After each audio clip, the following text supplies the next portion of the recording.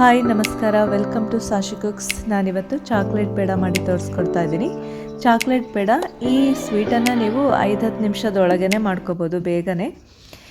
ಬನ್ನಿ ನೋಡೋಣ ಹೇಗೆ ಮಾಡೋದು. ಇಲ್ಲಿ ನಾನು ಅರ್ಧ ಕಪ್ಪು ಹಾಲನ್ನು ತೊಗೊಂಡಿದ್ದೀನಿ, ಅದಕ್ಕೆ 2 ಟೀ ಸ್ಪೂನು ತುಪ್ಪನ ಹಾಕ್ಕೊಂಡಿದ್ದೀನಿ. ಇವೆರಡನ್ನೂ ಕೂಡ ಚೆನ್ನಾಗಿ ಥರ ಮಿಕ್ಸ್ ಮಾಡ್ಕೊಳ್ಳೋಣ. ಅದಕ್ಕೆ 1 ಕಪ್ಪು ಹಾಲಿನ ಪುಡಿ ಹಾಕ್ಕೊಳ್ತಾ ಇದ್ದೀನಿ. ಇವೆಲ್ಲವನ್ನೂ ಕೂಡ ಚೆನ್ನಾಗಿ ಥರ ಮಿಕ್ಸ್ ಮಾಡ್ಕೊಳ್ಳಿ, ಗಂಟು ಇರಬಾರ್ದು, ಆ ರೀತಿ ಚೆನ್ನಾಗಿ ಥರ ಮಿಕ್ಸ್ ಮಾಡ್ಕೊಳ್ತಾ ಇದ್ದೀನಿ.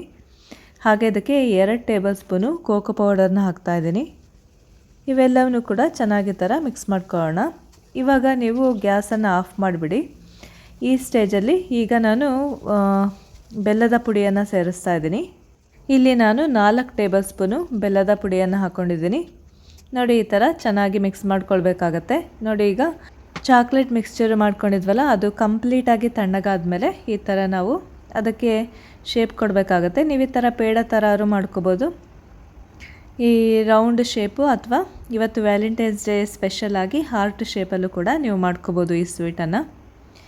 ಇದನ್ನು ಒಂದು 10 ನಿಮಿಷದೊಳಗೇ ನೀವು ಬೇಗ ಮಾಡ್ಕೋಬೋದು, ಜಾಸ್ತಿ ಟೈಮ್ ಹಿಡಿಯೋದಿಲ್ಲ, ಜಸ್ಟ್ ಮಿಕ್ಸ್ ಮಾಡೋದಷ್ಟೇ. ನೋಡಿ, ಈ ಥರ ಹಾರ್ಟ್ ಶೇಪನ್ನು ಮಾಡ್ಕೊಳ್ಬೋದು.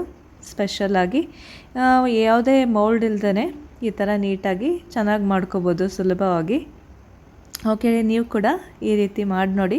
ಚಾಕ್ಲೇಟ್ ಪೇಡನ ತುಂಬ ಟೇಸ್ಟ್ ಆಗಿರುತ್ತೆ, ಮಕ್ಕಳಿಗೂ ಕೂಡ ತುಂಬಾ ಇಷ್ಟ ಆಗುತ್ತೆ. ಹಾಗೆಯೇ ವೆರಿ ಕ್ವಿಕ್ ರೆಸಿಪಿ ಅಂತಲೇ ಹೇಳ್ಬೋದು, ತುಂಬ ಟೇಸ್ಟಿಯಾಗಿರುತ್ತೆ. ಓಕೆ, ನಿಮಗೆಲ್ಲರಿಗೂ ಕೂಡ ಹ್ಯಾಪಿ ವ್ಯಾಲೆಂಟೈನ್ಸ್ ಡೇ.